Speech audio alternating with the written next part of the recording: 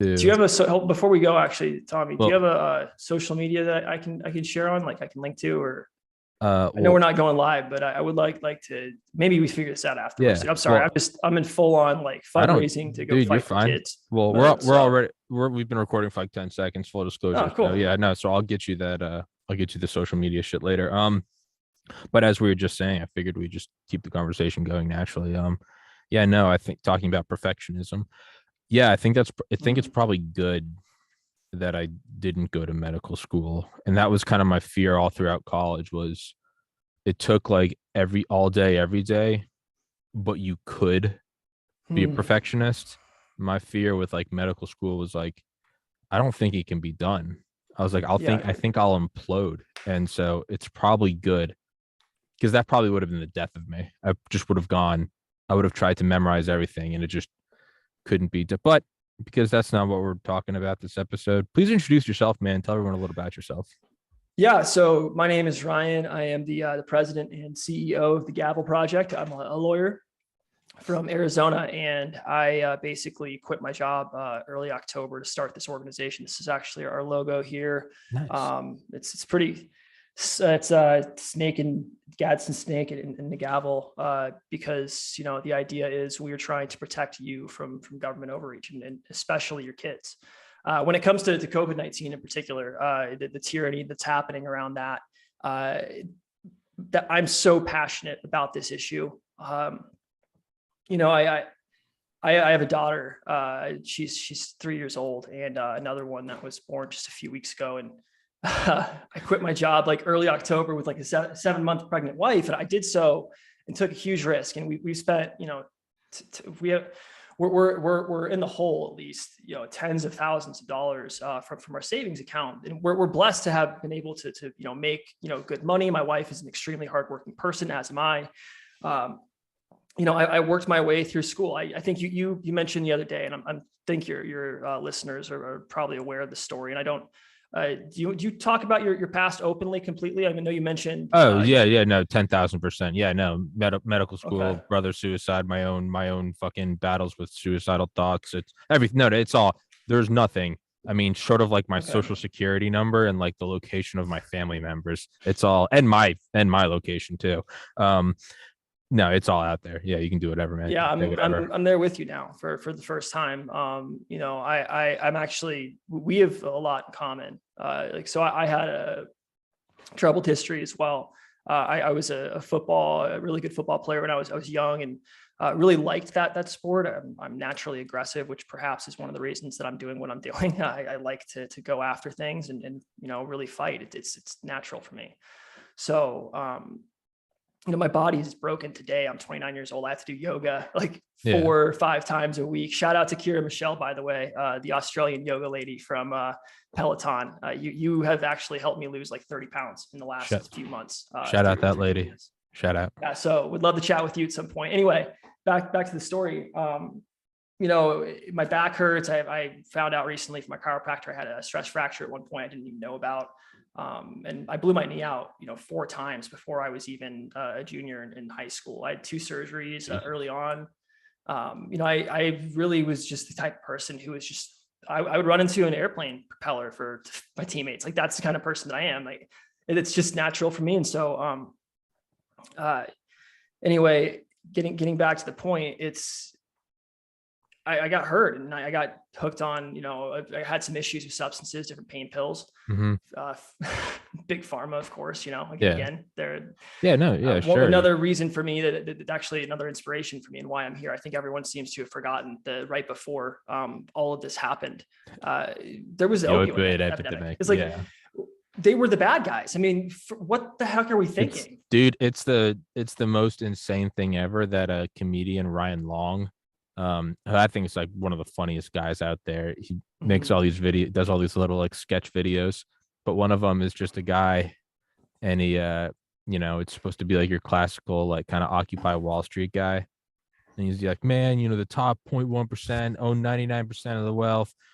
Big tech, they're in collusion with like the big banks and the military So industrial simplistic, complex right? and pharma, except for Pfizer.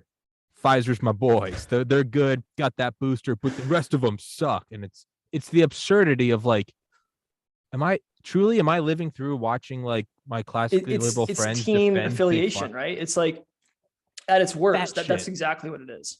It's like seeing a bunch of like lifelong like Republicans, like Reagan Republicans, like defending to the death Planned Parenthood. It's like, wait, what? What?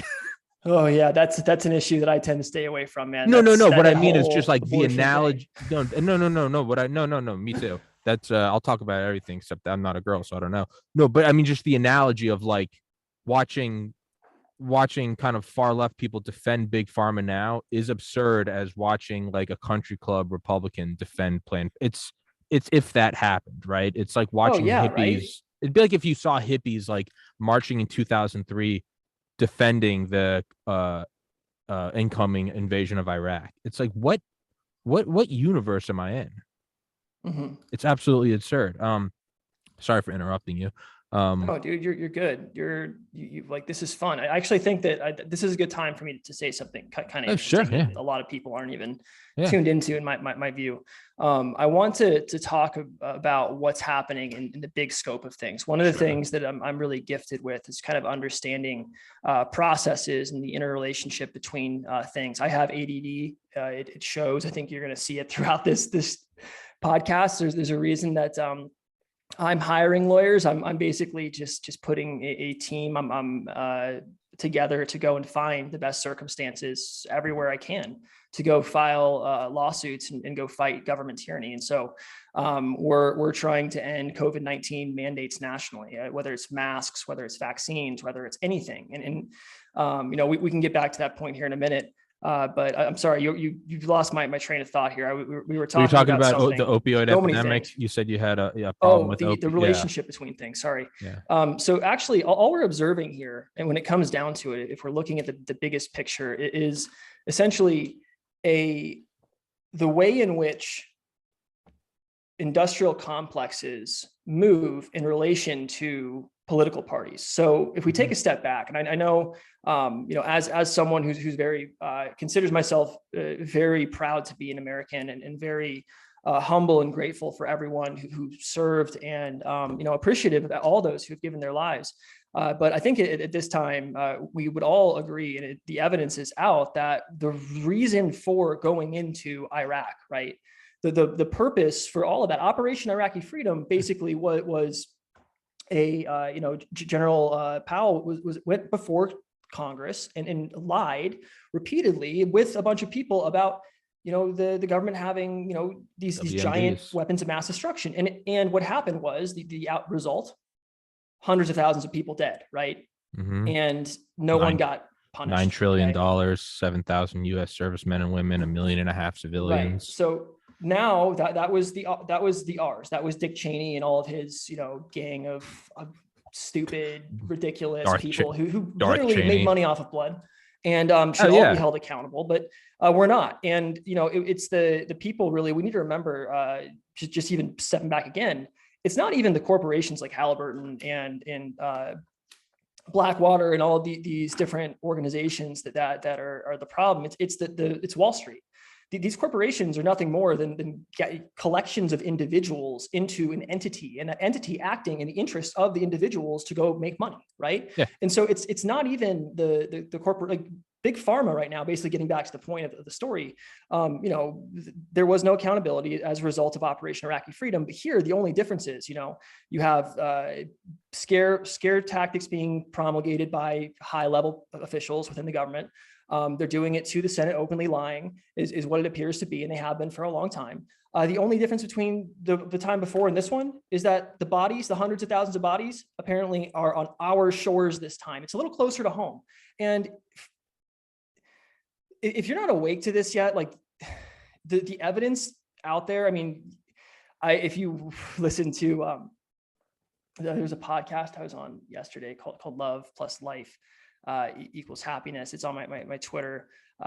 Shout out to Celine Coleman who had me on there, and I discussed, you know, Justice Sotomayor speaking in court openly and actually lying, or at least to what appears to be lying to the American people on the record, saying that, you know, the danger for children is I don't know, life and 7-8 times fold what it actually is and relative to hospitalization rate. 100,000 people is what she said. And I actually, if you don't know about my organization, the Gavel Project, we actually, Dr. McCullough is recently joined our organization. He's on the case selection committee. Shout out Among a Dr. few other McCullough, people. that Yeah, warrior, he's that actually the person who warrior. connected us. So I know, with that warrior, that man doing God's work. What, that guy's a total badass. Sorry, keep going.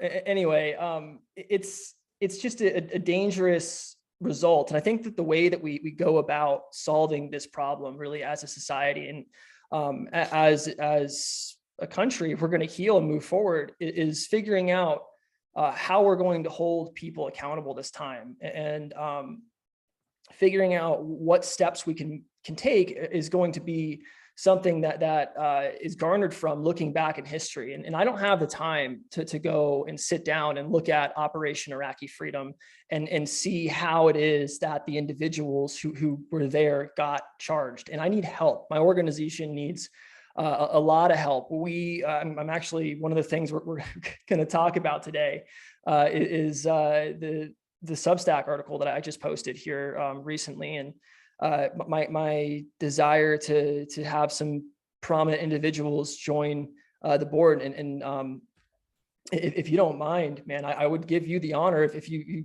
would please explain to people what it is that I'm doing. I think you're a pretty smart guy. I think you've probably read the thing that I sent you. Would you mind explaining to America what's going on here? So from what I best understand it, you'll probably have to give a better explanation than I did, or I am about to.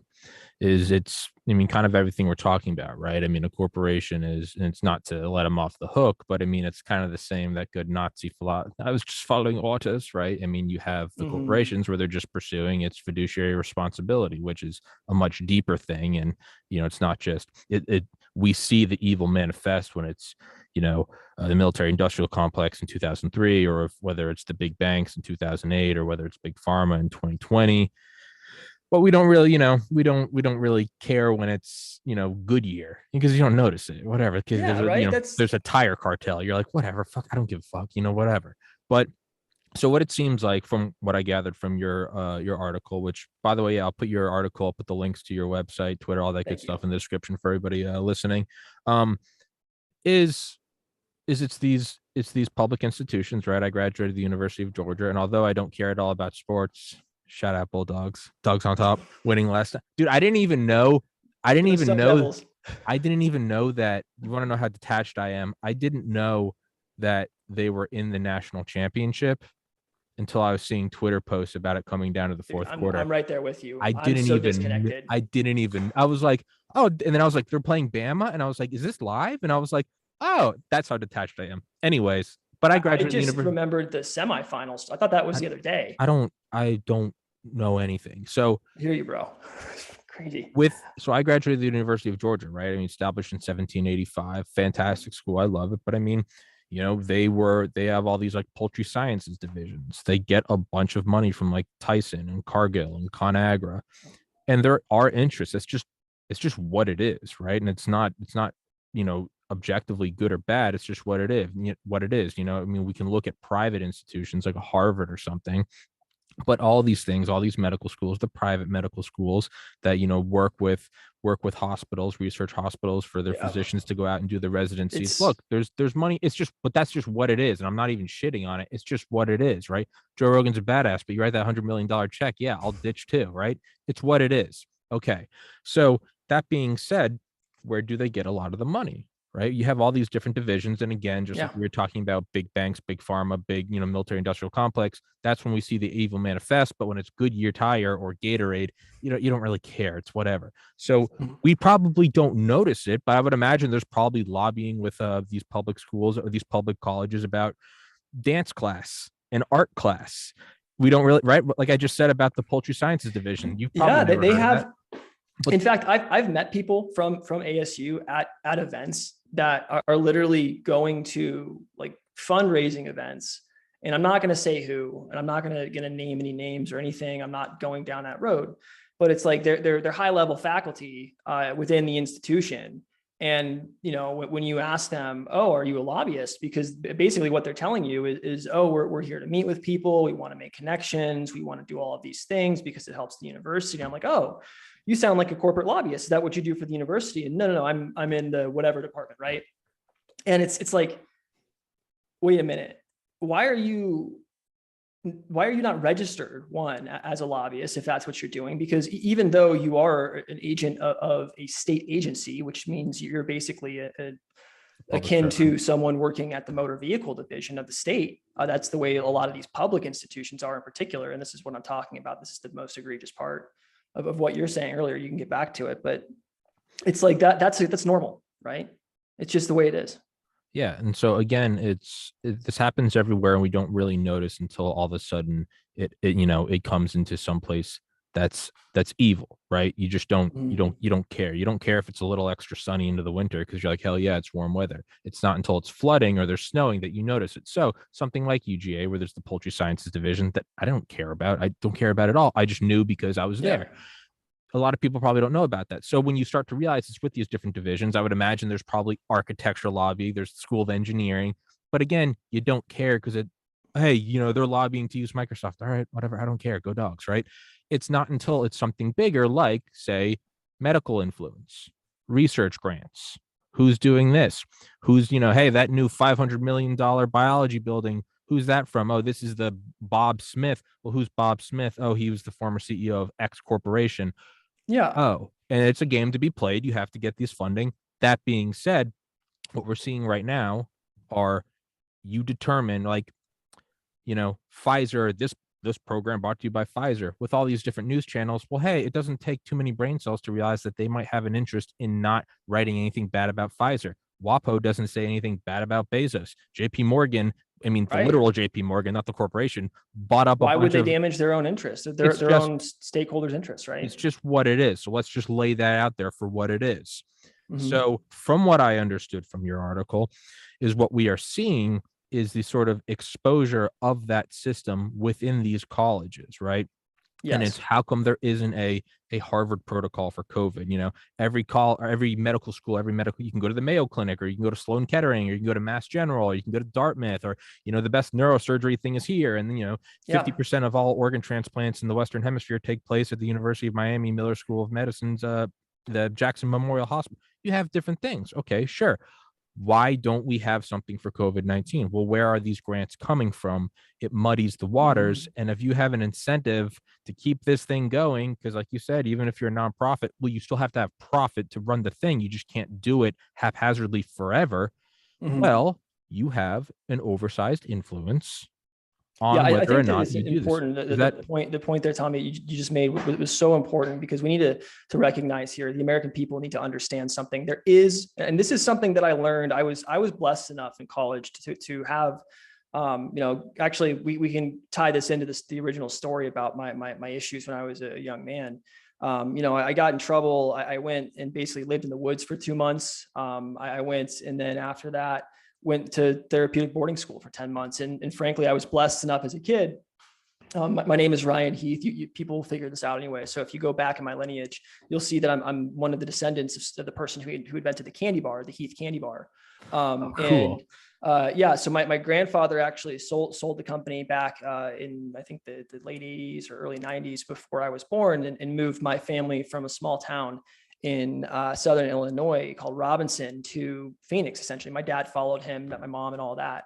But anyway, my grandfather did what I'm actually very grateful for this today, and I'll explain why later. But he did what I think everyone should do, and that's enjoy your private property that you're entitled to the fullest extent of your capacity as an individual citizen. Like it's your stuff. You should be able to use it. And so he spent it, and he did. And he spent a lot of money. And I don't know if this is I hope this doesn't offend grandma. I'm sorry if it does.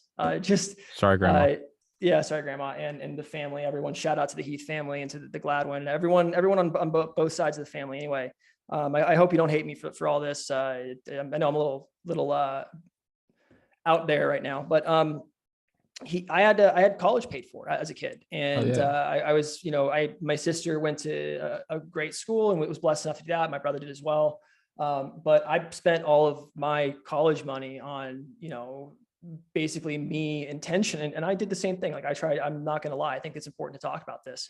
I tried to take my life when I was a kid. You know, I had some tough times. I had a hard time dealing with the fact that my entire dream of playing football, my whole life focus, I'm an obsessive type of person a little bit. I don't think that's a bad thing necessarily. I think Joe Rogan explains the same way. It's like when you love something, you tend to focus on it very heavily. And my entire life's focus was football.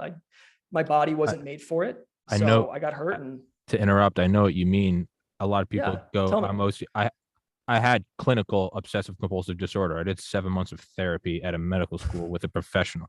I genuinely, my score on it was one step below hospitalization, but you would never know because I focused it on good grades. So it goes, oh, you're just a good student. It's when, after I lost my brother and I got into Xanax and smoking pot and drinking every day, that all of a sudden the obsessive compulsive, just like the fiduciary responsibility of these corporations, Goodyear versus Raytheon, you start to go, oh, there's the obsessions.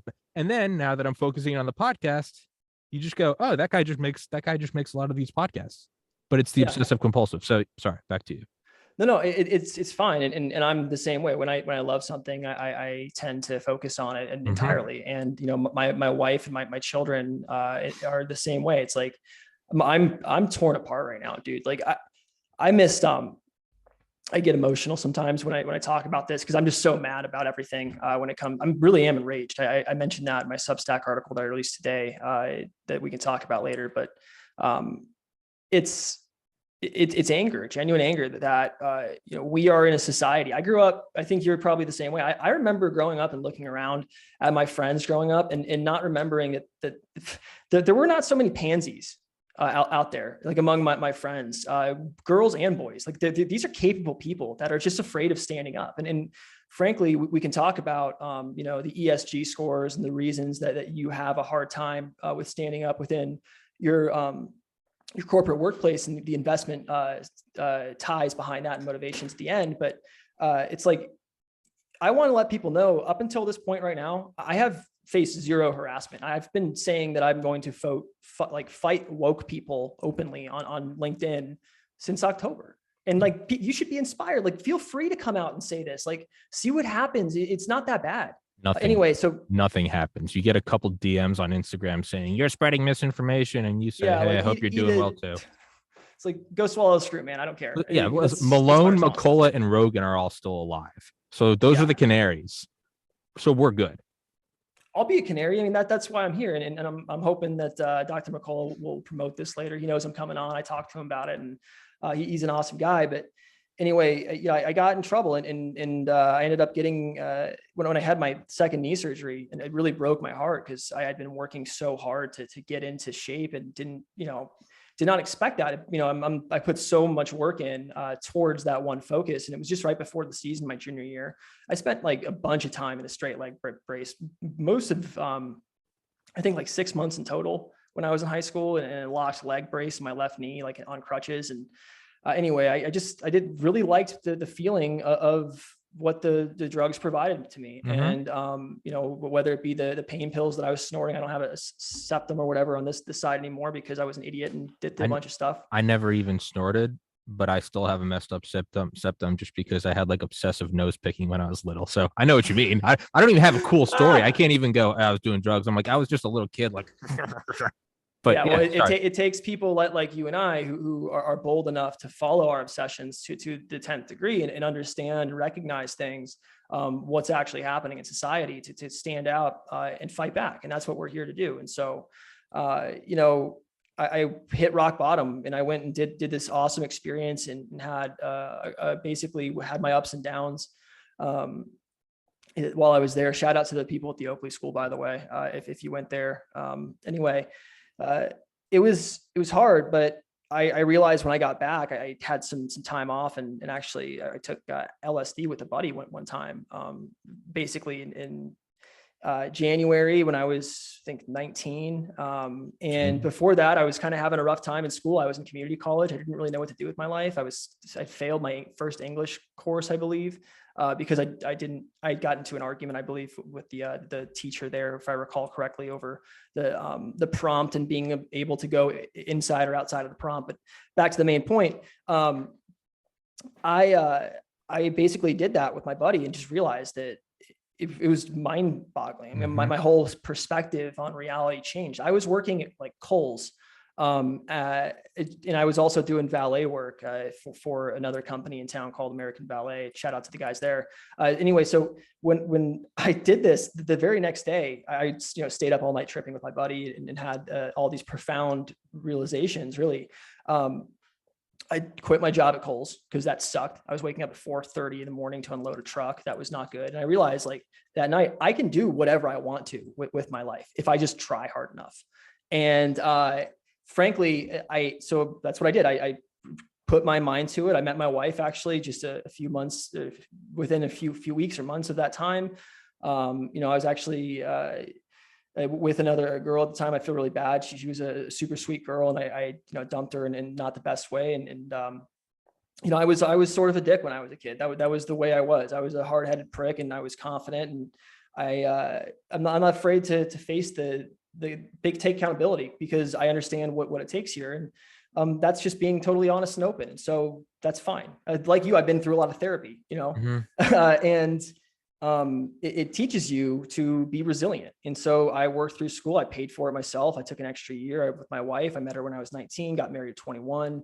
Knew exactly. I actually told my uncle the night I met her. I texted him because he's the one who introduced us. She babysat my cousins. She was in my uncle's a teacher. I love teachers. I have teachers in my family that they're wonderful people for the most part. Not all of them today, unfortunately, but I knew a bunch of them. I had a bunch of them growing up. Anyway, she was in his 5th grade class, and so was her older sister, and they ended up babysitting my young cousins then after. And so I met her at my cousin's baptism, and fell in love immediately. Texted my uncle that night because he was curious. I walk in the room and I go, oh my God, please don't be related to me. And that's I see my wife standing there in the aisle of the church, and she wasn't. And I text my uncle. I said, I'm gonna marry this girl that night. I knew, and I did, because she's exactly what I wanted. She's smarter than I am in a lot of ways, and she challenges me and she pushes me. And she wanted to be a mom and wanted to be a stay-at-home mom, and that's what I've been working for with her for the last it's today actually is our anniversary. Happy anniversary, Jordan. Oh, I love nice, you. dude. Happy anniversary, man. Yeah, so it's we've been together since my life is so out of control. I don't even remember. I feel like such an asshole right now. She reminded me this morning again, of course. Anyway, years since I'm 29, so I was 19 when I met her, so that was 10 years. I guess we've been together and been married for 7 now or something, and Hell yeah. we have 2 daughters. And anyway, I just worked my way through school. I ended up graduating from law school debt-free through hard work. I had great jobs as a young man, and I didn't go to football games in the weekends because I was working every Saturday. I work hard, play hard, and I'm an intense person, and people are going to see me and think that I'm arrogant and think that I'm all of these things. Yeah, well, a little bit. I am a little bit. I'm not going to lie. It's just who I am. And I just don't care. And that's perhaps why I am the right person to go out and do this. Mhm. You can look at my past and dump whatever you want on me. But anyway, I got a huge scholarship to go to a wonderful law school. I was in sales before that for a year at a tech startup. Really enjoyed that and had a great time. I learned a lot of critical things about resilience, because when you get told to F off 100 times a day on the phone, trying to call restaurants, to sell them stuff, I mean, dude, I always tell people there's a 99% rejection rate trying to get podcast guests. Man, your skin gets thick real quick. Tommy, I'm not interested. Like, appreciate it. Peace. See you later, right? Yeah, next. I'm hoping to get on a lot of shows. So anyone that wants to talk to me, please reach out. This is what I'm doing. I'm trying to spread the word and educate people on the Constitution. But anyway, I go to the school with my wife. We move out there. We end up having a baby our second year. So, out of nowhere. I'm a few weeks out from my second year, first semester, and I'm doing flashcards in the delivery room with my wife, like prepping for. I'd been up 24 hours the day before. I had a big statutory compilation for Will's Trust and Estates to turn in, and went to the delivery room and took a nap. And anyway, you can work hard. You can do what you need to do. And I was blessed enough to have an opportunity to go to Regent, where my professor actually, I don't know where that pocket Constitution is. It's in my backpack somewhere. Basically, I learned how to interpret the Constitution from Justice Alito. he was my professor. There's actually a class in DC cool. right now. Shout out to the people in DC taking constitutional interpretation from Justice Alito, from Regent University School of Law. It's a really well-kept secret in the legal community. If you're a kid right now and you want to make a difference in this world, and you want to actually understand how things work and have the power to change things, go to Regent University School of Law. You will have an excellent education, and it will empower you to do what I'm doing, to go fight back, to actually make a difference. Or if you're mad and you want to do something, the whole way you do that with your life is through education. You're familiar with this as well, it seems like, right? You spend a lot of time reading, a lot of time thinking.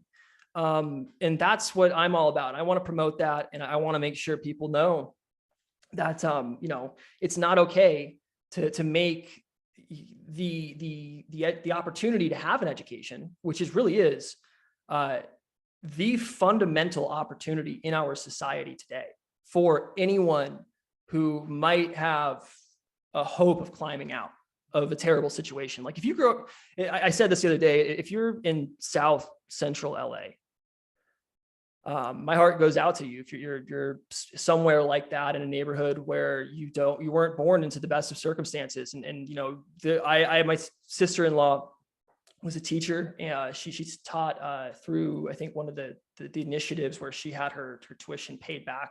So she went into some of the needier schools and was a special needs teacher. And it's like a lot of these kids today, people don't realize the only food that they get throughout the day is from the schools in America. There is a problem with irresponsibility in this nation. And everyone should try to empower themselves through education. If you're trying to make the basic opportunity in life to get an education contingent upon sacrificing your physical autonomy to the state, that's slavery. Mm-hmm. That's your body. When you don't control your body, you're not free. It's not liberty. You understand this. And so as a father of young children, with a lot of skill set and a lot of blessing, with a strong, amazing wife who is incredibly intelligent and talented, and was a super big help in doing this and taking a risk with me and making this investment. I mean, we're so far out on a limb right now. We sold a car back in August, man, my truck, and we can't afford to buy a new one because all the money is put in this thing. We really knew that this is, when the institutions fail, it's like build new institutions. That's what I'm about. And mm-hmm. that's what I learned to do at Regent. And that's what I'm trying to do here. And so that's why Dr. McCullough, when I told him about what was happening at the academic institutions, which we can get back to here in a minute, he was on board. Like it was, he understood immediately that the ramifications of what this article that's on my Substack called Universities in the COVID-19 Money Trail. He got it. He understood what that was all about, because really, when you look at the way that our higher education institutions are funded under a bit of a microscope, the opportunity for corruption is rampant. And you mentioned earlier, we were going back to the lobbying. It's like, it's not even just external donors and trying to get big pharma to sign you contracts where there are gag clauses on these contracts that permit you from basically going out as a professor and saying anything that the funder doesn't like, which is disgusting, and everyone should know about that. There's no such thing as objective research anymore in America. It hasn't been that way in a long time. Anyway, when you take a look at the funding and the way that these institutions have changed historically relative to a few things, and you think about it a bit critically, you start to understand that basically there's opportunity for entities, and if you really think about it, foreign nations are corporations. People have made this point time and time again. The United States even is a corporation. They just have a monopoly on the gun, on violence. That's the only thing they have, is as opposed to Tesla. If Tesla had the opportunity to engage in violence and we gave them that power as citizens, then that would be permissible so long as we follow the right standards. But obviously, that's a whole different theoretical conversation here. But going back to the point, it's like, we need to protect our children today from really the abject sacrifice of liberty. Because if we don't fight back now, we don't start funding people like me who are taking steps and really going out on a limb to try stuff. It's like, who else has the answers? I got some of them. I got some ideas on how to try it. Give me a shot, please. Like if I could raise, I told this to Dr. McCullough the other day. It's like, if I could raise $2 million, if people could hear me out and actually give me a shot and let me hire lawyers and go find lawsuits that then use my creativity to really set things up well for optimal outcomes. I could fight this thing nationally. I could go to lawfare from New York to LA and really make a difference. I'm actually talking to a bunch of people that are doing this already. So go ahead. I'm sorry, I keep rambling. No, dude, I'm the king of the ramble. So it's a nice break. I ramble nonstop, dude. I actually do episodes by myself, just called solo rants, and it's where I just start yelling about shit. And I start doing that. Yeah, I have like 20 of them, man, and they're all about Cold War and stuff. I can actually put you in touch with someone who's also trying to set up she's been a lawyer for 20 years. I can actually put you in touch with her. She's kind of spearheading the fight against all of this in New York.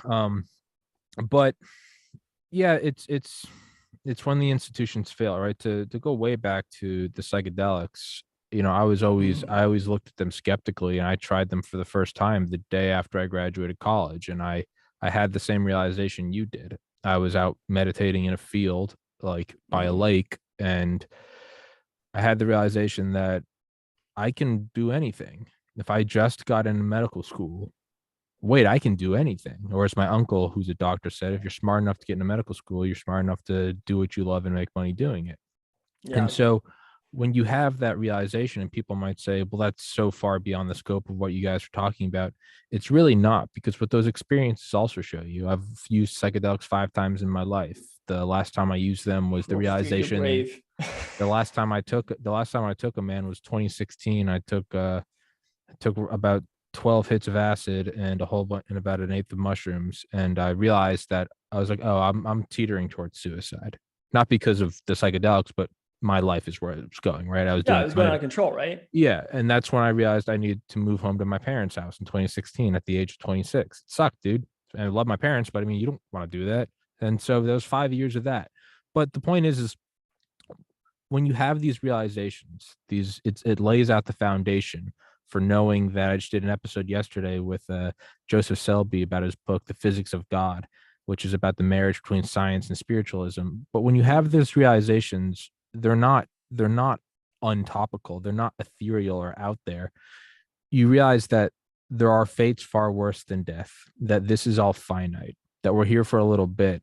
And really the only thing to do, the only reason why we live in a nation, the reason why we have, drywall instead of mud walls, that we have lights and electricity, it's because people do the right thing. And there's a lot of bad actors, but people doing the right thing is why we get to live in the world we live in. It's the reason why you can't go down to the market, right? It's the reason why you can't go down to the market and buy a slave, is because people do the right thing against all odds and they push forward. So with that, when you do the right thing and you realize what's going on and you can't say no, you have to stand up for what you believe in. It doesn't matter. And like you said, you come out and you're like, oh man, people are going to hate me. And then you start kind of talking your truth. And some people do, but they're nobodies. The vast majority of people, it's not that they hate or support you. They just don't pay attention. It's But the people that do, it's like they give you a one-off email, and it's actually kind of polite. You just say, okay. I'm not always polite, but I would just, regardless, my response is polite. God bless. But so when you're looking at this and you start speaking your truth, man, courage is contagious. And you start realizing, wait, I'm not the only one seeing this. Listen, man, if you want to get the vaccine, go for it. If you want to go do heroin, go for it. If you want an abortion, go for it. You want to change gender, it should all be legal. It's all everything. Go for it. The problem is when if you start to give the government this authority now, it will never be repealed. After 9/11, right, we got to start doing domestic surveillance. It will never be repealed. And so what happens is it will further encroach And right now, if we think that like, hey, you got to have vaccine mandates to be able to, go to Walmart or something, well, now you're using a product from a private company, Pfizer, and now they are a fiduciary company that's based on making money, is now their thing. You have to, if you had to download my podcast on Spotify to own a cell phone, do you think there's a little conflict of interest? You might say, dude, I just want a phone to access, Google Maps. And I go, no, you got to download my podcast. People will go, hey, that guy has a direct interest in this, right? So Yeah. why should I have to go get a Pfizer or whatever, Moderna, to be able to use the subway? You start to see that problem, right? And then not only that, you can start using that as leverage against people you don't like. And if you're in political power and all of a sudden here's a guy that I can't arrest because he has different political views than me, but he doesn't have the newest booster. Well, now you can start affect people like that. So what I'm getting at is dangerous, man. you just have to start moving in the right direction of what you know is right, and don't harm anyone else. Not we got to take him to death. No, because now you're just as bad as them. You have to It's speak your peaceful truth. response is the correct response. Exactly. I'm out here. I'm pushing for free speech. If Anthony Fauci wanted to come on here and tell me why he thinks he's right, I'd listen to him. I'd treat him like a gentleman. He doesn't want to go anywhere and tell anyone why he's right. He just wants to say that he's right. But the point is, if Dick Cheney wanted to come on here and tell me why the Iraq war was just, I would hear him out like a gentleman. Yeah. Because I believe in the freedom of expression. And you have to realize that these little things, it's not about a vaccine. It's not about a pandemic. It's about these basic things. We have these companies, these corporations, right? 2009, the pandemic, right? We know about, or not the pandemic, the opioid epidemic. We have these things, 2003, the weapons of mass destruction, Colin Powell and the UN with the yellow cake. Listen, we've seen it happen with the Gulf of Tonkin. We know these interests exist. And we know it time and time again that they exist. Back in the 50s, 9 out of 10 doctors recommend Lucky Strikes, light up, right? So we've seen it so many times. So if you look at these things, so there's one aspect, you can see the patterns in history. And then the next thing you can just plant your feet and go, it's not about vaccine. It's about freedom of speech. It's about freedom of assembly. It's about knowing that the government can't have this power. It's not necessarily about the vaccine. If you want to go for it, it's not necessarily about that. It's an entity telling you that you have to do this. That's one less liberty you have. So really, you can find great peace when you go, there are the precedents and the patterns. Number one, what am I standing for? No government overreach, freedom of speech, autonomy over my body. And then number three, it's a peaceful response. I'm not saying, yeah, we're going to get a bunch of C4. No, I don't want any of that. I don't want any of that Fed shit. I don't need any of that. You just plant your feet and you stand for what you know is right, and you just move forward. And it's once you lay it out like that, it's pretty simple. And not only that, instead of bashing someone else over the head and going, they think vaccines are good and you think these are bad. No, instead of that, you go, hey, what's the common ground we have here? I know you're for it. I'm like, what's the common ground? We can probably all agree that we should have autonomy over our bodies, right? Sure. We should probably all agree that, I disagree with what you say, but I'll defend to your death, to my death, your right to say it. I just butchered that. It's these pretty common things. And when you can boil it down to, hey man, we are all on the same page on this. And it's an illusion, us versus them. No. It's the same tippy top group of people that have been screwing us over for decades and centuries, even within our lives. So that's kind of my rant on that. Is you just have to see it. You have to stand up, because if you're not willing to, you can't expect anyone else to. You can't demand anyone else to, right? And just go forward with peace and know where you stand. Do it passionately, do it obsessively like we both do, and move forward. And it's really, once you do that, man, I mean, you make your peace, and it's very easy to do it. And the people that scream at you and send you emails, hey man, they're not sending emails because they don't like what you said about wokeness. Those are unhappy people, and it's manifesting as an email. They were just looking for a fight to pick. So those people are miserable, and they have no, like, and who knows? This goes back to the university thing though, and it happens so much to do with what I wrote. Hey, real quick. Go ahead. Plug your Twitter and tell them where to find you. I gotta go to the bathroom real quick. Sorry. Yeah. So anyone interested in supporting us, you can find me on Twitter at Ryan_L_Heath, and the first letters there, the R, the L, and the H, are all capital. So Ryan_L_Heath, and the first the initials. They're all capitals. So you can find me there. That's also my Gab and my Getter. You can follow me there. You can check out my website, which is thegavelproject.com. And I've also got a Substack that I started today. And it's actually, it wasn't started today. I'm sorry. I had one of my wonderful volunteers came in and helped out with this. But I'm actually going to find that for you right now and read that because it's so new to me as well. But it is the Gavel Project newsletter. It's thegavelproject.substack.com. You can support me. And actually the article that we're about to really discuss in depth here about universities, the endowment funds, all of those things are up there. And I also have another announcement. I know I mentioned earlier that I had Dr. McCullough joining the team, but there's an article up there right now for anyone who is interested that is inviting Joe Rogan actually to join the Gavel Project as a case selection committee member, and Brett Weinstein as well. And so if there's anyone listening to this, if you like what I'm saying and you want to support the fight and want to demonstrate your support, you can do so by visiting our website, thegavelproject.com. And you can also petition those people. I'm also looking to talk to Robbie, the Fire Bernstein. He's one of the first guys that had me on. He's a financial sort of guy and has that background.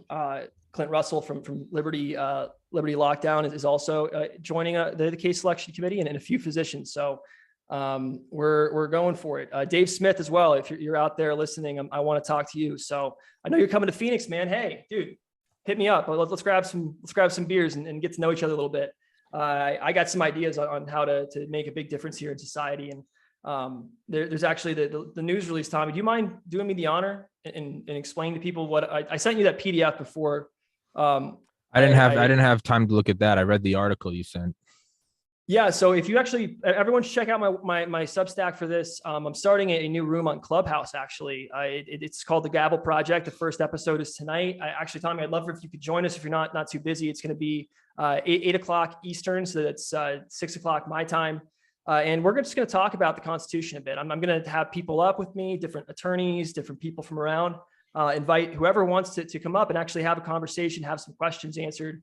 It's all for educational purposes. And Tommy's got a disclaimer that I sent to him. I'll send him an audio link to plug into the beginning of this podcast, explaining that none of this is legal advice, but it's the same thing. It's basically just an educational opportunity for you as a citizen who might have some issues to come learn about how we can perhaps resolve our issues. And really, the whole organization I mentioned, I'm an entrepreneur. That's what I do. I'm a lawyer and an entrepreneur. I build and I organize people to solve complex problems. And so what I envision here, I think you're going to appreciate this, is basically a fourth branch of government. I heard this phrase once called the Madisonian Institute. And what that is a group of well-informed citizens, people like, you would be a great example. Had I met you earlier, I would have loved to invite you. I have 7 people already on my committee. At least if one of these guys backs out, dude, you're next. I'm inviting you right now. So you could fill one of these spots. But essentially, well-informed citizens who are honest, who are trustworthy, who do things like you and I do, and go out and don't have any, don't care what other people think about them, and just care about the truth and pursuing justice. If you're trying to inject children with hormones to change their sex, even though kids, aren't smart enough to make wise decisions about anything and can't even, feed themselves half the time until they're almost out of the house in high school these days. It's like, what? Yeah. Abigail Schreier's book shows clearly that this is a objectively bad idea. And so my organization just exists to basically meet. We're going to have guests come on, our case selection committee members, like Dr. McCullough and like hopefully Joe Rogan. So please hit him up on Twitter, tell him to hit me up. But the idea is we're going to have conversation once a month. We'll get together off the camera. And then we'll talk about the cases that are being applied to. Because we're a 501c3 organization, we have an application process for anyone who wants representation. You can go to my website, thegavelproject.com/contact. Submit your inquiries right there. There's a whole process. You can explain what's going on. We'll consider your cases once a month. I'll have someone writing synopsis of each of what's going on. Getting these to our case selection committee members like Dr. McCullough. We'll talk about what's happening in society, generally, because people can petition them during the month. You can hit them up on Twitter and say, hey, I sent you an application about my employer being an a-hole, or this corporation poisoning the water, or whoever it is. Like, who's the bad guy in America's society? Point it out to us. Mhm. We'll have a conversation about it off the camera. And then afterwards, once we make a decision about who they are, I'm going to go fight them with my lawyers. And you guys can come on and explain, whoever picks them, why it is we chose that case and what we're doing. So, It's a check. so to kind of the overarching theme of this podcast. So it's, it's illustrating, like, not just that there's, there's some fraud, there's some gets a little hairy with what's going on with the pandemic and the rollout of treatment. But, rather your article, it focused in on one aspect of it at colleges. Why don't, like you said, the money trail. So, but what I'm getting at is, it's okay. So we've identified the problem. We've identified, it's always, people always like to, they think they're doing something when they're pointing out a problem, right? They're like, there's homeless people and that's bad. And, they pat themselves on the back, and it's like, well, what are you going to do about it? And they're like, well, tax the, and it's like, well, hold on. Well, so we can sit here, right? Which we've been doing. We've been talking about how bad things are and what's going on right now, and infringements on liberties. We focused on one part, what's going on at colleges, right? Instead of just, you get the media and big tech and vaccine. No. Let's just focus on one part, right? Now, with that, what is the Gavel Project going to do? Because again, you and I can point out everything wrong with the world. We can be like, there's dolphins eating plastic. That's bad. What are we going to do about it? So what is it that, to kind of win people over and to have them follow you or donate or whatever, what is it that the Gavel Project is, and what is it going to do to fight what is going on right now? What is your remedy? So we're a nonprofit law firm, and basically imagine if I was sitting in the background of a podcast like the Joe Rogan Experience, where you had someone like you and Brett and all of these other people that are well-educated, academics, technical experts, computer scientists, things like that, to analyze these cases that are being petitioned to us by the American people. And the American people can support us openly. It's a crowdsource funded operation entirely. We don't have any special interests. We're not looking for that. What we do have instead, it will take donations from businesses if you want to give us a donation, but I'm not doing any favors to anybody. The case selection committee is autonomous, and they're going to talk about what's happening in society, like who are the problem makers, who are causing our biggest problems. They're gonna in a podcast sort of form off the air. I'm gonna explain to them what can be done about it. My thoughts on it, because I'm a super creative attorney who comes up with all these crazy arguments to do things like file writs of mandamus against corrupt prosecutors who are just not bringing charges. We can talk about that later. I have ideas to solve the issue of riots across this country, and I want to talk about that. I want to solve those issues.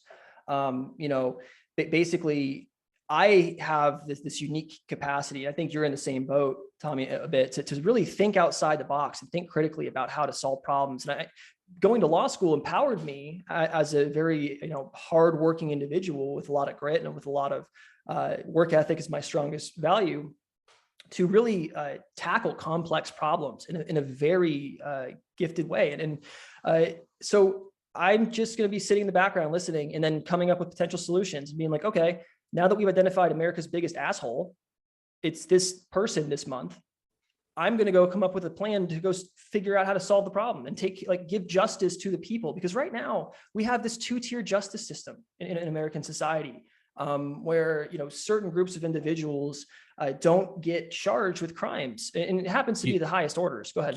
Keep monologuing. I think the maintenance. Yeah, so it happens to be at the highest orders of our society when it comes to politicians, when it comes to all of these individuals.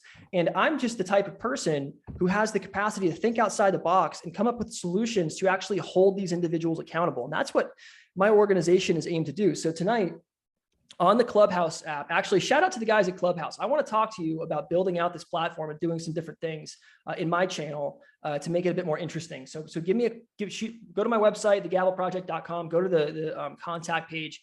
I think we can improve a few things if we work together. And also, people at Gitter, you should rename that. That's terrible. Side point. Going back to what I was saying, we need an institution empowering citizens, because right now we all see the democratic process as politicians, these crony capitalists aren't held accountable.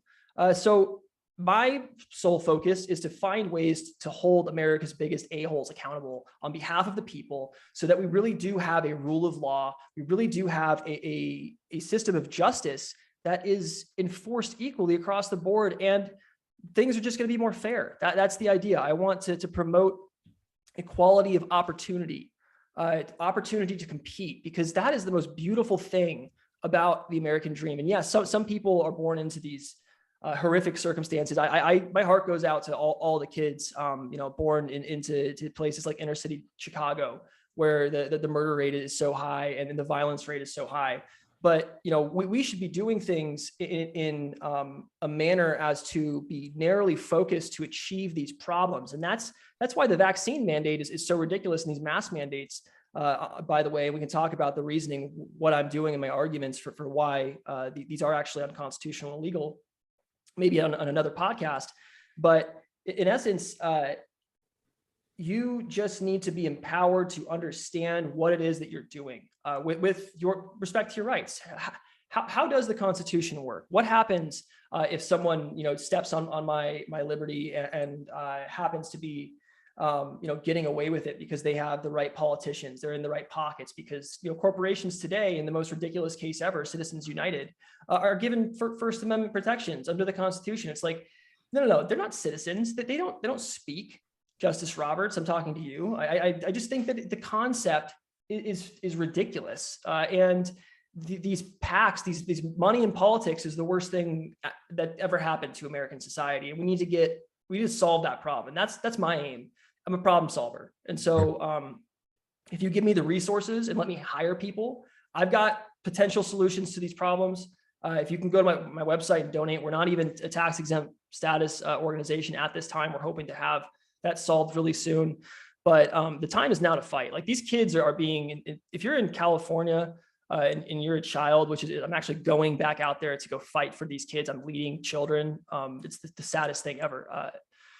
All the adults in the room are gone. So now kids have to go and stand up for their own liberties and put themselves like in potential danger. Like, these kids could be arrested, for just simply taking off a mask, which is a fundamental free speech right. Like, that's your right to disagree with the political orthodoxy being, shoved down your throat, is the reason that the First Amendment exists. It's to consider and think freely. There is no distinction. You might appreciate this time between the idea on a fundamental level, the idea between speech and choice. Those two concepts are indistinguishable. What I mean by that is, what is communication? Let's break this down a bit. Communication first. Real quick. So sorry for everybody listening. My refrigerator's been like flooding my apartment all day. So there's a guy with like an industrial vacuum right now. So I'm going to mute my microphone. And when we keep going, I can do about 30 more minutes. So okay, yeah, we can go. And we're definitely going to do another podcast. But just so you know, so if we want to start focusing, like laser focus on what it is that exactly, so people know. Sorry, I'm going to mute myself now so you don't hear this. I'm so sorry, I totally lost it there. What were we talking about? I'll go right back to it if you give me a No, you're good. So identifying the problem and what is it that the Gavel Project and you are going to do to fight what is going on right now. Specifically, like what are you going to do as someone with, you're a lawyer. What are you going to do? Yeah. So in essence here, the goal going back to it is to have discussions about what's happening in society, identify the sources of this problems, whether it be a corporation, foreign nation, state, federal government, I don't care. And if there is not justice being done, and if the people petition the people on my case selection committee sufficiently, and they decide based on our conversation off the air that it is something worth pursuing, we will accept that case. Like right now we have kids. I have a temporary case selection committee, and that's how we ended up in California. They chose a place in the nice Southern California area that happens to be very favorable for a free speech argument that relative to mask mandates. Taking them off is an act of free speech. It's protected by the First Amendment. It's because your actions speak louder than your words. That literally is the standard from the Supreme Court. If your intended meaning in engaging in conduct is reasonably likely to be understood by an objective observer as having that meaning, that the Supreme Court says very clearly is expressive speech. It's protected conduct by the First Amendment. It's the same thing as burning a flag. It's the same thing as, refusing to stand for the Pledge of Allegiance. Comparatively though, refusing to wear a seatbelt, not protected speech, because someone looking at the action wouldn't understand it as conveying intended meaning. It's very simple. But back to the point here, I just want to start solving society's problems. And so basically they'll have the conversation, they'll pick the cases we're going to take on as a law firm, and then I'll go with my team. I'll lead a bunch of lawyers and paralegals and such to go out and basically engage in lawfare on behalf of the citizens, on behalf of truth and justice, on behalf of, because we don't have that right now in America, and it's time for it to actually change. And so that's my solution. I'm a problem solver, and this is just a solution to America's problems of the lack of the rule of law, essentially. So what is your immediate focus? Like, so what is your starting point? Like me, like I started this podcast, I had a friend on just so I could have an episode 1. And when I had episode 1, I used that to convince someone else to come on and say, you don't have to be the first episode, and on. And you get this guest and say, look, I've had this person on.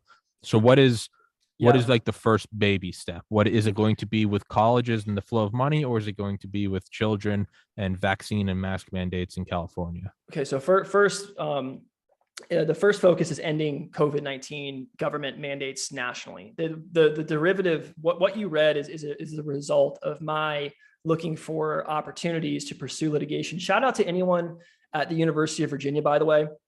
If you happen to be or know someone who was there and had one of the kids that was disenrolled a week before classes started because you exercise your First Amendment right to choose what goes on with your body, to express yourself, because fundamentally, you have to choose what it is you're going to say before you can even speak. The concepts are indistinguishable because of that. It's every time. Anyway, that's a violation of your First Amendment rights. And I was curious about suing that school in particular because of the egregious nature. And basically, it's a very interesting argument. You can check it out on my website if you want to actually learn the nuances and how cool it is with the precedent flipping and all that. It's on the articles section of my website. It's also on my Substack. I believe it might be there, but the gavelproject.com, you can see it there, or you can go to the Substack too, which is the gavelproject.substack.com. Anyway, so I was curious because I was looking at this college, the University of Virginia, because of what they did. And I was trying to figure out, where is their money coming from? Like, what's happening with the revenue streams? Because that's the thing you look into when you're doing research about some target that you might be interested in suing for these civil rights sorts of violations, right? And so what I discovered was that this is actually a common occurrence at nearly all of the schools across the United States. This is why when Dr. McCullough keeps pointing out, and Dr. Malone keep pointing out that there are 300 plus, 300 universities, medical institutions in the United States, but not one has a COVID protocol. It's because every single financial interest at the university level for the people acting in the universities, these state agents, is incentivizing them it appears as though it is incentivizing them to act in a manner that is antithetical to American society interests. And they actually, if you look at their financial records going back, it appears as though because they have these, if you don't know what an endowment fund is, we were talking about this earlier. One of the things that I learned when I was working in college from a brilliant man who was a board member actually of AT&T. I was working at the golf course. I had the privilege of meeting this man, and he goes, "Look, kid, there's no such thing as a nonprofit organization. You got to be in the black if you want to continue as a business entity. That's a corporation to nonprofit entity. There's no such thing, right?" So they have to have revenue streams. And in addition to tuition, which is another side issue, these university bureaucrats, after paying themselves hundreds of thousands of dollars every year, and these people are indistinguishable from the guy who's sitting behind the counter at the motor vehicle division relative to the taxpayer, right?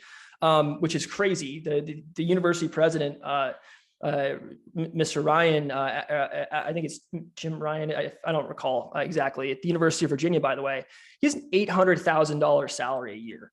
Okay, why is it that there are 40 people at the University of New Mexico that make over $400,000 a year when the governor makes like $120,000 a year? That doesn't make any sense. I mean, the value added to the taxpayer comparatively is clear. It just doesn't make any sense. And so That's what happens when you have state agencies like universities, public universities, controlled. The way they're controlled is they're set up basically by the legislature. They're granted authority. They have a board of trustees who are individuals appointed by politicians a lot of times to oversee the university and guide the university. Well, they happen to realize at some point after the mid 2000s ish that the Yale model, where they actually take a principal, a bunch of money, and use compounding interest, meaning they invest that money lucratively. If they do so well enough over time and they make enough money in the principal, they build up enough compounded interest money, like billions of dollars, they can actually have a huge, guaranteed revenue stream that is not contingent upon anything but the investments. And so they actually went out and they created these nonprofit agencies. Essentially, they're nonprofit corporations that are affiliates of the university. So, for example, the University of Virginia has the University of Virginia Investment Management Company. That's UVMCO. Harvard has the Harvard Management Company.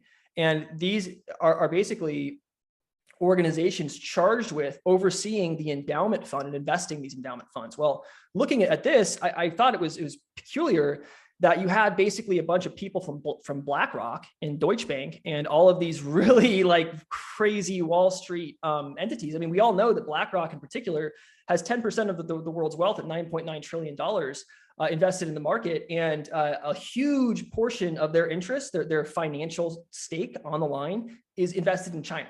So you have people who work for a corporation who have financial interests literally bet against America and an enemy of the American people, who are sitting on the boards of these nonprofit entities. This is happening apparently at all across the spectrum at America's higher education institutions, right? Wall Street bankers are sitting on the boards. And what's crazy is you have high level university administrators now also sitting on the boards of these investment firms. And all of these people, as you mentioned earlier, have a fiduciary duty to grow the fund to the extent possible. That's their whole job, is to basically make money. So let's take some numbers here and look at what happened. Between June 2019 and June 2020, the University of Virginia, and I'm using them as an example, had their principal invested was $9.9 billion at the beginning of that period, right? At the end of that period, they had a relatively comparative market return of like 3.5%. What happened then? COVID, obviously. So we have to take that into account when it comes to their return. Well, what happened? Well, you have these high level university executives who, by the way, employ all of the nation's public health experts, which is crazy. They actually are overseeing this $1 billion fund, and they also at the same time have a duty to grow that fund. And they employ the people who are in charge with basically giving us, the American people, the proper understanding of the market, over which they are overseeing. Like they literally have fiduciary duties, and these administrators are paid. If actually President Ryan, for example, was given a $200,000 bonus at the end of what happened the fiscal year I'm about to explain here. So what's interesting is that it seems as though they are paid these bonuses for undisclosed reasons. You don't, like, even if you try to find out what's happening with where the money is being invested, for example, you can file FOIA requests. They'll fight you on those. They don't want to show you how they actually are investing these billions of state taxpayer dollars.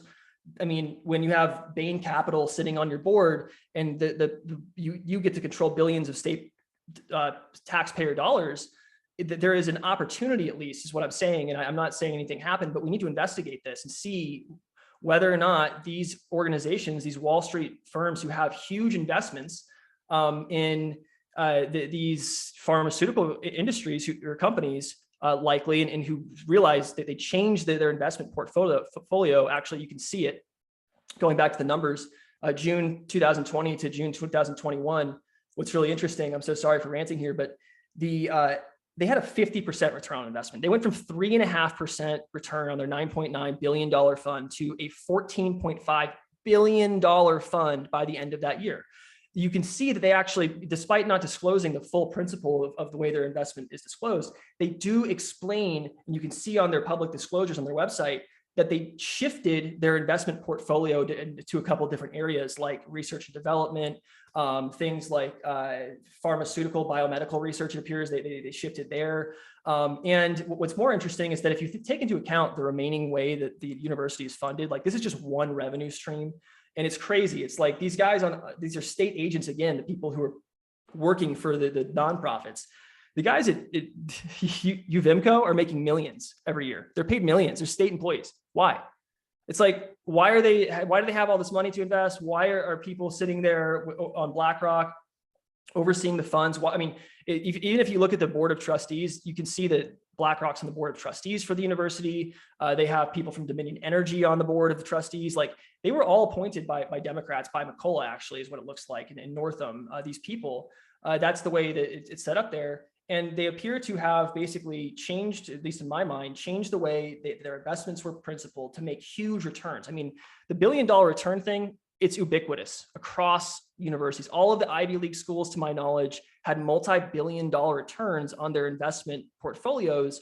And the opportunity to basically tell your employees as a high-level university bureaucrat to basically go and plug fear and fear mongering over this pandemic. And also, by the way, so that's too good to be true. And also, so if the 60% of research and development funding right now at universities, people should really understand this. This is a big deal.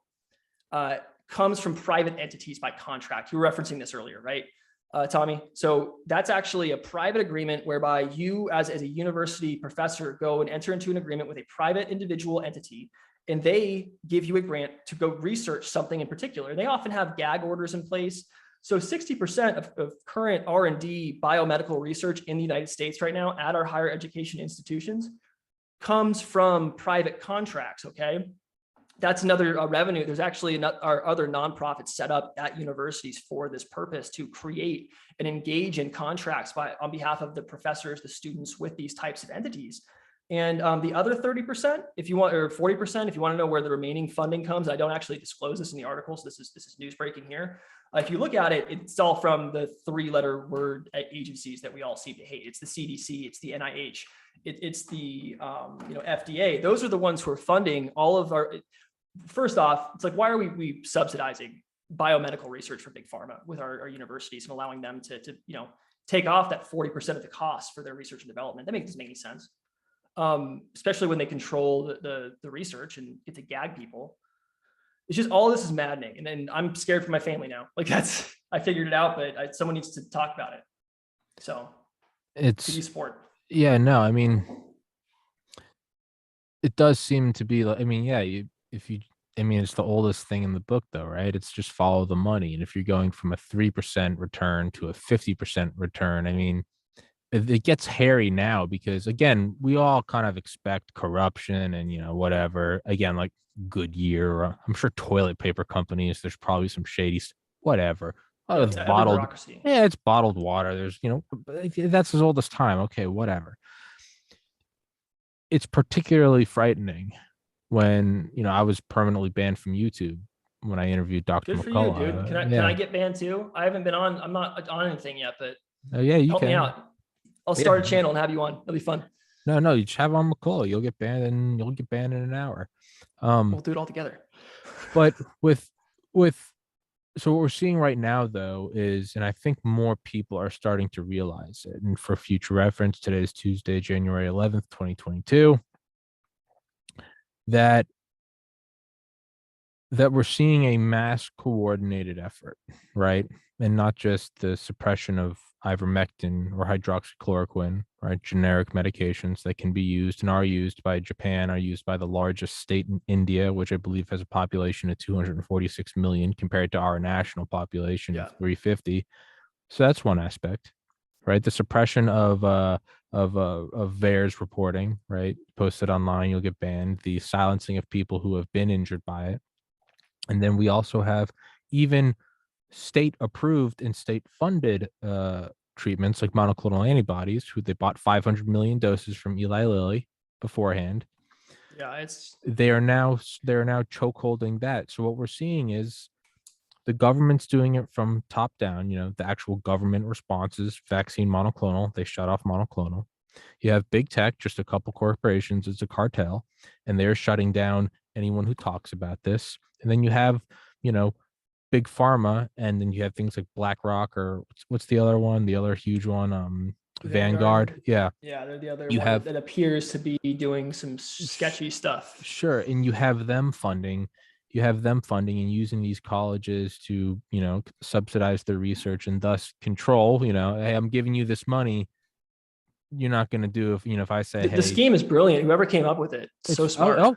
you have to respect your enemy. It's absolutely Yeah. brilliant. Hey man, the Nazis were brilliant. Demons from hell, but they're brilliant. All right.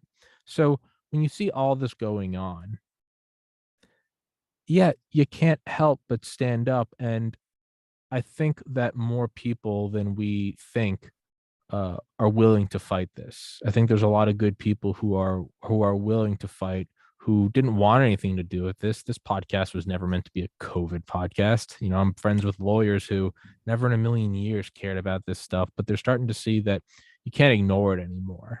You can't ignore it. It's here. So I think that's all we have to start doing. And I know it sounds this like a cliche response, or, you know, it doesn't have any meat on the bones of it, but really you just have to start standing up, at the very least talking about it. And sure, we can have grandiose plans. I want to solve this. That's fine. But just start right now. And what you're doing, right, is courage is contagious. So I don't know anything about law. I have no interest in law. But what you're doing now is you're going to start attracting people who want to help out. And if you keep moving forward, it's going to work out. And I know that wasn't really a response to No, anything. I do. You're right on, and I appreciate it so much. It's it's so encouraging to me to have people like yourself, and I've had so many people, and I just want to take actually a moment, if you don't mind, to thank all those who are volunteering for my organization, who have given me opportunities. People like Steve Kirsch, who's, you know, I'm on his weekly show now, talking about what's happening in the law, different lawsuits. I'm hoping to have a pretty interesting opportunity this week to talk about some stuff. By the way, Defeat the Mandates DC, January 23rd, I will be up in DC with the Vaccine Safety Research Foundation. If anyone can make it, please come out. It is so important to peacefully protest and demonstrate, you know, with our hands open, that we are citizens, and all we are listening or hoping for is an opportunity to be heard and understood. And, you know, really, because I'm 29 years old, and I happen to have, you know, taken very good care of my body for the last few months. Like, I've done more than any obese person has ever done by putting an injection to their body. I've lost 30 pounds, working out, doing yoga, like drinking less, trying to take care of myself, because I want to inspire people to do the same. It's like, come on, people, I didn't get the vaccine. So. I've lost 31 pounds since October. Dude, yes. Yeah, I didn't get the vaccine. You can do it. Yeah. Everyone needs to think they can do it.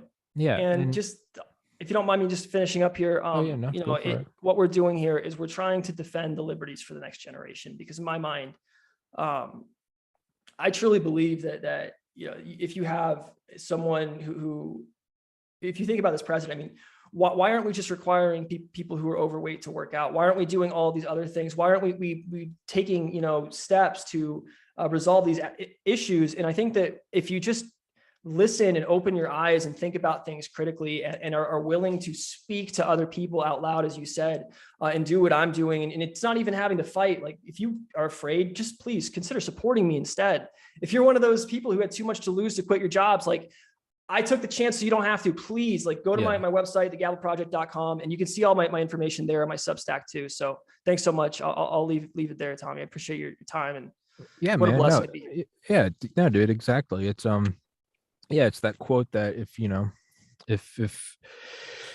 don't stand up for your children, they won't have the option of standing up, right? And I mean, sure, it's pearl clutching, or it's being, you know, it's hyperbole, but I mean, like, the little things we never think about. But I mean, you know, a generation did stand up to go kill literal Nazis, to go defeat the, you know, the insanely ruthless Japanese army and Japanese Navy, I guess, Imperial Japan. I had a loss for words there.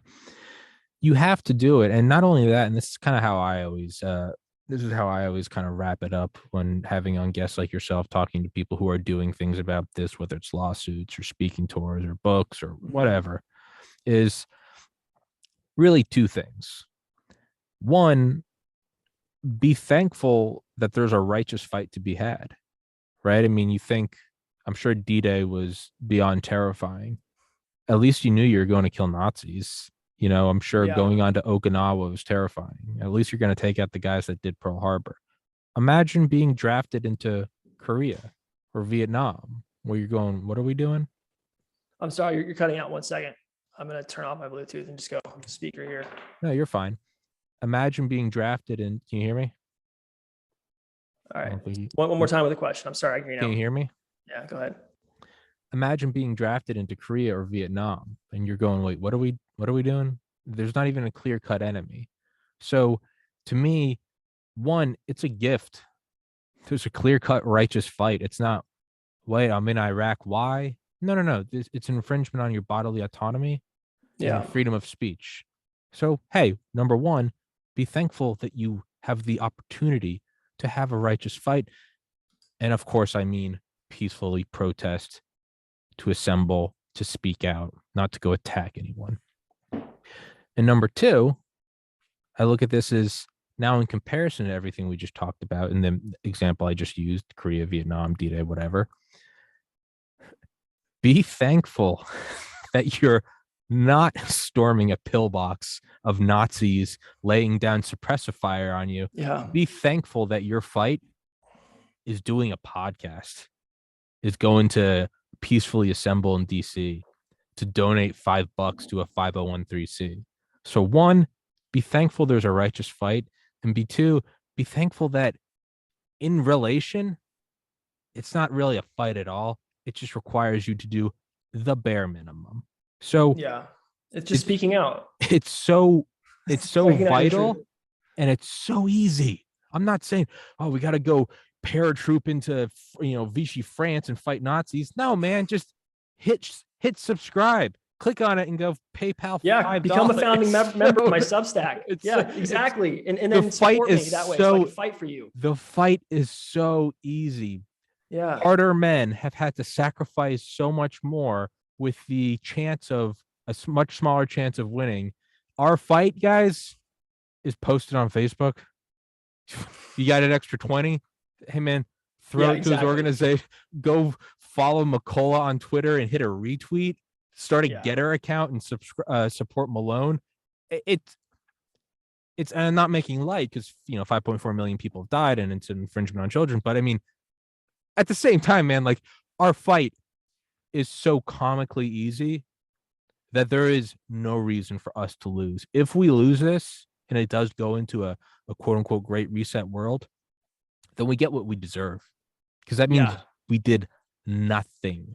So with that, I just want to share my screen. I want to show people the Twitter, the Instagram, the LinkedIn. If people are going to watch it later, if you don't mind, I can post it up here. Yeah, I'm terrible with screen sharing. I never know how to do it.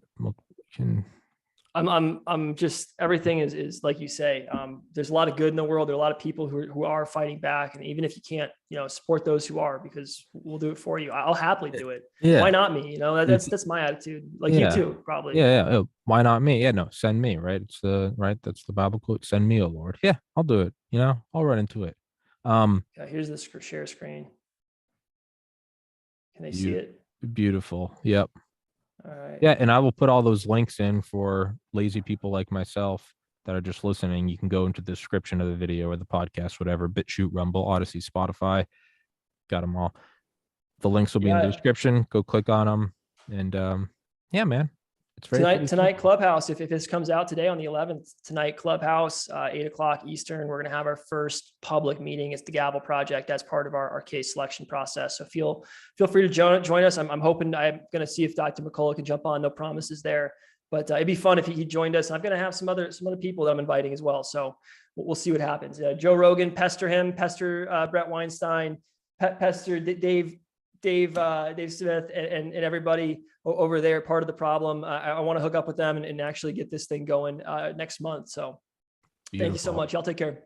Yeah, man. Thanks so much for coming on, Thanks, and Tommy. I appreciate it. take You're care, awesome, dude. everybody. God bless. God bless America. Do the right thing, Yes. everybody.